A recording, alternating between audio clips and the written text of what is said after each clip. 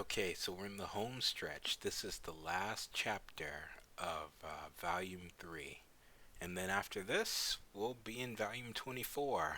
But before that, I'm going to go to sleep right after this. So, um, I can't hold my excitement. This is a very interesting discovery, and I want to see what's going to happen now. So, we are on Chapter 25. Uh, my eyes filled with tears, my heart filled with sorrow. So, what are they having? Tea? Okay. What? You're a student from the Cherryton School? I can tell from your plain clothes. Well, leaving that aside, would you like a smoke? I suppose not. The ghostie's just here moping. Well, who wouldn't be? After what he saw in there, like that's bound to mess with his head. He's annoyed, though. What's with that I'm so miserable look? You're such a pain. This panda is just vibing. He's just chilling. I love that. Anyway, all I did was give you a reality check. I didn't show you a photo of a one-armed puma to traumatize you. I'm doing all of this to make sure you have a chance of not turning out like you should be grateful. Oh, of not turning out like that, you should be grateful. Okay. Oh, so he's a doctor. Okay. If I'd left you sinking in the bottomless swamp, that wouldn't make me a very good doctor, would I? Well, I don't think you're a very good doctor. Was tied and changed and punched in the face. This is true. His punch had a lot of force. Not even Bill's strength can compare. I remembered something back from last year's biology class, and let's see, it was about panda's special traits. Order Carnivora, family Ursidae. Their body and in nature are no different from that of brown bears, but the panda has one unique trait that separates them from other bears. You told me that it was up to me to decide whether you're my ally or enemy, right? How do you see yourself as a psychotherapist? As a panda with a strong body, or a panda who will never eat meat? That's a good question. Because he's an omnivore, though, right? But he chooses. Wait. Yeah, he's an omnivore. So does he eat meat? Or does he eat bamboo? I'd assume since he knows the consequences of eating meat, based on that room, even though he pretty much lives in the ghetto, I would assume he just eats bamboo. That's a pretty intelligent question. It is true that we eat nothing but bamboo, but that question is meaningless to me. I've already abandoned the beast inside me. I decided to become a doctor in the ghetto a few decades ago out of a sense of duty. I fought with many of my patients and almost got killed a few times. Oh, he has a badass origin story. So that's one of his patients right there. Is that how he lost his eye? Yeah, yep, that's how he lost his eye. Wow. Only a small handful of carnivores were kind enough to help me. The only thing I could do was make sure I'd never get close to death, so I trained my body and used my bamboo diet to get stronger and more durable. Huh, look at these muscles. It's been lifting. In short, I'm just a doctor with a strong and durable body. Got it, got it. He must be telling the truth about everything. He doesn't like that tea, but it's bamboo tea too. How do you like my tea? Made with fresh bamboo leaves. Called it. What's your treatment for dangerous carnivores? Treatment? That's simple, in fact. It's what we're doing right now. The carrot and stick approach. But I'm not a patient. Oh, that's what they all say. Well, at least I'm trying to do something about it. That's only because you've developed a personal interest in a rabbit. That's extremely dangerous. That's actually true. Like, if it wasn't Haru and if it was like another herbivore, um, that didn't get away that night, he most definitely would have eaten her, right? And he's got lucky that Haru even acknowledged him as a male, right? be a sexual awakening. Because prior to this, Legosi's never been with the female before. He's never shared the company with the female before, outside of like Els, but that came like after Els got to know Legosi, right? So the panda's making a whole lot of sense. Legosi, he thinks he's self-aware, but in reality, he's still figuring it out. He's still discovering himself, and this panda knows a lot more than Legosi does, and Legosi needs to respect that he has no idea what he's talking about, even if it might seem different, even if he might feel like he's different from the rest. Anyway, what do you know? Just recently we became friends and shut up, you little shit. I like how he just kicks the fucking table. Don't talk back to him. I think that was in one of his rules. You don't raise your voice at going. Let's see. Quit acting like you know what's wrong with you when you're just barking like a goddamn chihuahua. Listen to the words of a pro. You listening? Huh? I like how he gets all angry. I love this. He's already intimidating because you can't see his eyes. What you've got inside you are predatory instincts disguised as romantic feelings. Oh, that's interesting. Oh, that changes their dynamics. Because I try. Look, Legosi's unreliable. Like, he's a good boy, and we know he doesn't mean well, but that's part of his cover. If what Going saying is true, it is Going. I think I read ahead or something like that. I saw it a while ago, but it is Going. I've seen the memes. It's Going. Um, what he's saying is true. He has every reason. Lugosi has every reason to believe Going, but in typical Lugosi fashion, he's not. He's not going to. He's going to deny it, right? Because when you're faced with truth like this, even in the face of fact from a person who studied this, who's experienced this, and who has multiple accounts of people and patients who he's treated, like it doesn't matter to Lugosi, at least not right now. It doesn't. So when Going says that he has predatory instincts disguised as romantic feelings, it's true. So this changes the dynamic of how we should view things now when Legosi interacts with Haru, right? Is it because like we know Legosi does want connection, but we also know that he wants to eat her. Well, he wanted to eat her. So I don't know. It's like I don't know. It's like walking on eggshells because we don't know what will trigger Legosi. We don't know what'll trigger his instincts again, because it was kind of random the first time, and he didn't have anyone around, so that's when he could truly be himself. The only other time we saw him really be himself, or a glimpse of it, was when he was on stage fighting Bill. So that's interesting to think about whenever they interact again. So it's the worst of them all. It's probably true that you want a good relationship with her, but that's just what your reason is telling you. It's camouflage for your urge to maul and maim her till she's food. That is sad. So even alright, so this is just Legosi. I wonder how it is with Bill, because Bill most definitely ate the finger. I'm wondering about everyone else though. Like, did they do it as well? Like Aoba and the rest? I don't know what it is. Ah, that's sad. So imagine just walking by and just seeing, some of your friends, but in the end they're just food to you.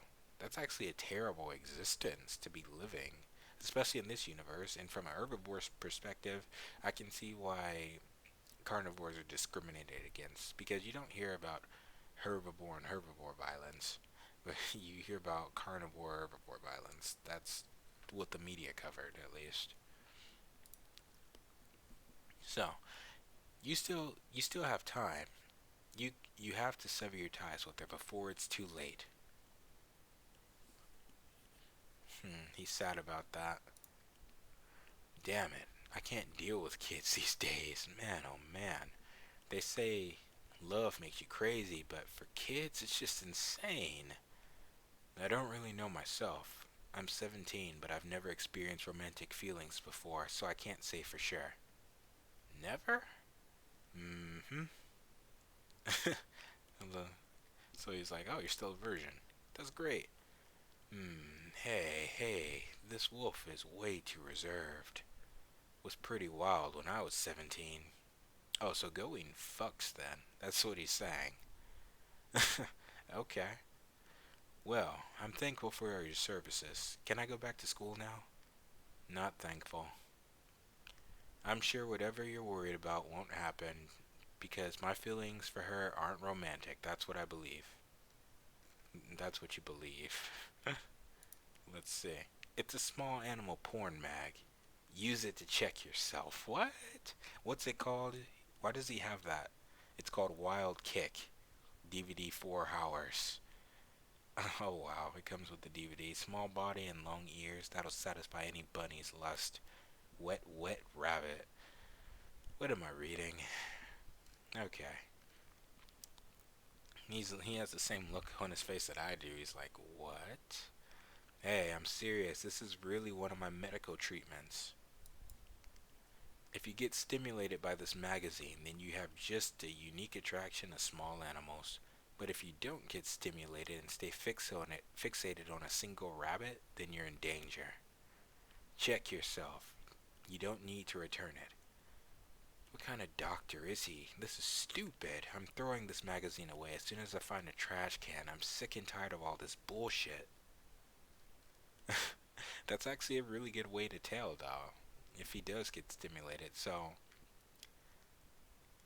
if it's just a fetish that he has, then he's fine. But if it's on Haru, that means he subconsciously wants to eat her then? If he's still, disguising his urge to see her, his longing for connection, is that the disguise? But in reality, he just wants to eat her. That's a pretty sad way of looking at things. Because we've been in Legosi's head. Gohin doesn't know what we know, right? So Legosi really just wants connection. It just so happens that it's with the herbivore. You don't get to choose these things. And it seems kind of odd in a society like this because Juno exists, but Legosi doesn't seem to have any type of attraction to Juno. I mean, why would he? They just met. But compared to Juno, though, Juno obviously is developing a romantic interest in Legosi, which would be considered normal and healthy. Two gray wolves being together, but a wolf and a rabbit? That's society won't accept that because it's too different. It's unnatural. At least that's how I see it. I don't know how interspecial romance works yet, especially in a universe like this. So Legosi's walking away, and he's thinking back. Grow up. I want to pretend everything I saw today wasn't real. I want to forget everything I saw. Everything. Flashback. This is what happens to carnivores. It it's camouflage for your urge to maul, maim her till she's food. I'm finally back on the main street. Now I can go back. Legacy. Who is it? It's Alba. What are you doing here? I ran away. I just couldn't bring myself to eat that finger. So I've been here, waiting for you. What? Oh, what a bro. This is nice. He's such a bro. Look how it's framed. Whenever this happens, I notice these lights. Whenever a moment happens, a moment of connection happens, these lights happen because we see it with Haru. We see it with Haru all the time, right? And it's not just him being starry-eyed.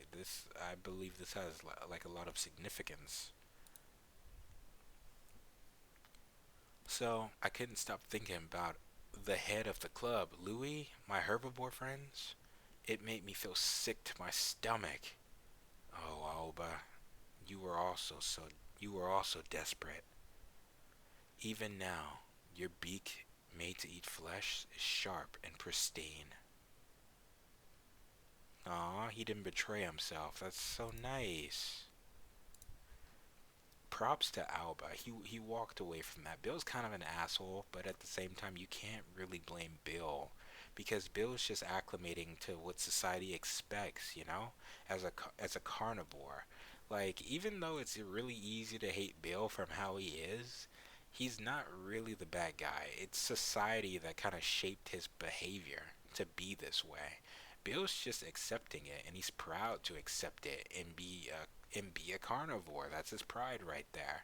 I don't see it in a self-destructive way. Cause think about it like this: he's already tasted. We found out what happens when you taste herbivore blood, right? So what would happen if Bill he already tasted herbivore blood, that rabbit blood, right? What would happen if Bill were to get a little older and were to have these cravings? Which is the lesser evil? Would you rather want Bill to eat someone whole, murder, or would you rather have him find a place to go where he can just get some meat in private and and have his shit together for the next day because his hunger's satiated, you know? I think the ghetto is the lesser of the two evils. And if I think that, it would make sense that everyone else in this universe thinks that as well. That's just what makes sense, right? So it's not Bill's fault completely. But he has the choice to walk away. Just like Legosi did, and I'm happy to see that Aoba made that choice as well, even though he didn't have to, but he did what he wanted though, right? Because there are consequences for that. Because just like what the pictures Panda, what was it, going? The pictures going showed us like what happens when you taste herbivore flesh. Like you go through withdrawal, and that makes you dangerous. Self-harm, mutilation. You might even hurt someone close to you. So the ghetto is a good alternative. That's what I say at least. So I'm sorry all this happened. Let's just go. Huh? Look, wait, what's happening here? Oh, he's crying. Legosi's crying. See, this is sweet. This is a bro moment.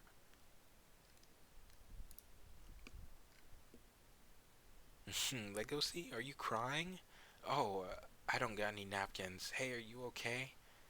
I want to stand on my own 2 feet. I want to stand on my own 2 feet filled with sharp toenails together with Alba in this world. All I want is to stand on my own 2 feet. Aw, that's nice. He has a friend. That's a bond they just share together. That's really awesome to see. Even over something as simple. Because I mentioned it before, even Aoba recognized how messed up it is. He actually got sick. He thought about his friends. Those are living creatures that they're selling and eating that are already dead because they said they're getting them from hospitals and stuff. But it's really sad when the predation stuff happens because no, that was a living being that just got murdered out of a selfish desire um, for meat. Um, you know, what right do you have to take someone else's life who's already living? But when you have the ghetto here that's already selling dead animal, that's the lesser evil. And I hope that gets brought up and addressed. I want someone to make an argument for that. Because even Goeen said it was necessary, but he didn't like really like touch on it the way I would have thought he would. That was actually pretty fast though. But hopefully you get to see more of it. This is a pretty sweet moment. Oh, and that looks like that's the end of the chapter. That's the end of chapter 25. That's a good moment to end on. I'm excited for volume 4. Oh, what's this? Oh, we have some author notes here. We have the creation of Haru. Well, that's pretty much it. If you want to stick around for this, you can. I'm gonna go through it anyway. I think stuff like this is fun to just go through. Um, so let's see. The creation of Haru. Haru's personality. Key points: soft-looking cheeks and arms, childish and kind of acts like an old lady. I feel that Haru is a character that has many traits that are akin to a woman, both good and bad. But that isn't where a character truly shines. Her true defining trait is that she's always willing to be herself. Honest to a fault, if you will. Many of the characters are portrayed living life with some kind of mask, but only Haru chooses to live nonchalantly for her own desires. Haru's childish sincerity is something she shares with Legoshi, which makes a very important trait indeed. I I really agree. However, Haru's the most funny thing about this. Haru's the most raw character in this series right now. Haru doesn't give a fuck, like, at all. She is just living her life because she said it herself. Like, well, anyway, she's just living her life. And there's nothing wrong with that. Even if she does get stigma by it, and if it's in a controversial way, Haru's doing her. Because at the end of the day, she's prey, and she could die never knowing love or anything. Like she said in the like second chapter when Legoshi was about to eat her, just because he kind of felt like it at the time. So continuing. I wanted to give her an easy to say name so I could create some distance between her and Legoshi, whose name is a bit of a mouthful. Haru requires only one flip of the tongue. It's quite easy on the mouth, I agree. Quite memorable too. Haru's appearance, especially her pure black eyes, make her look like an actual rabbit. Most human babies will look adorable to other humans, so in that regard, rabbits will look somewhat lovely to carnivores. Well, to put it in a humans can under well, put it in a way humans can understand. Haru is a Lolita, so she looks like a little, like a child. Okay, there's nothing wrong with Lolita, but that's the thing. It actually, like her character design is actually quite brilliant because of the way Beastars presents you with this character and kind of subverts your expectations about them. You know, a small rabbit girl, a cute, adorable. You would assume she's innocent, must be protected. Haru says fuck that, flips that on its head completely, throws it out the window, and it's like, no, I like sex, right? And I'm gonna get some, and I don't care what you think. And she's not like this innocent anime waifu, right? Haru fights for herself. She will talk back. She will tell you how it is. She will not just take whatever it is laying down. And she doesn't take anyone's shit, as you saw with the Harlequin rabbits. That's something I really like about Haru, and something that's to be admired about it. It's really a breath of fresh air. And whatever happens with Haru, it's always handled quite tastefully, and I do appreciate that. So I can't wait to see more of her. Oh, so she's 18, so she's the third year then.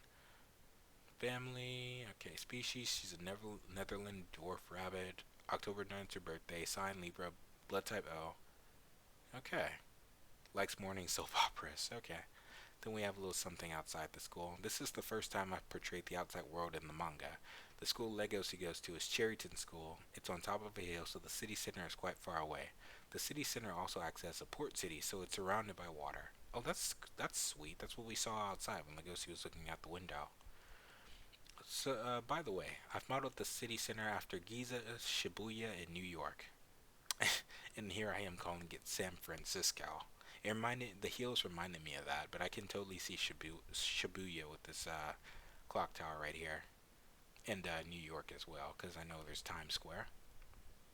I almost forgot to say this, but although the city is undergoing summer weather, it's not particularly hot outside. With the animal hair and fur, 25 degrees Celsius or 77 degrees Fahrenheit would be considered a very hot day. But the winters are very cold. The temperature can drop to negative 10 degrees Celsius, so that's 14 degrees Fahrenheit. Dr. Panda knows the Cherryton School is so clearly. It is quite the famous school, and if Cherryton is an elite school, then that must mean Legoshi is very diligent in his schoolwork. However, Jack is more diligent.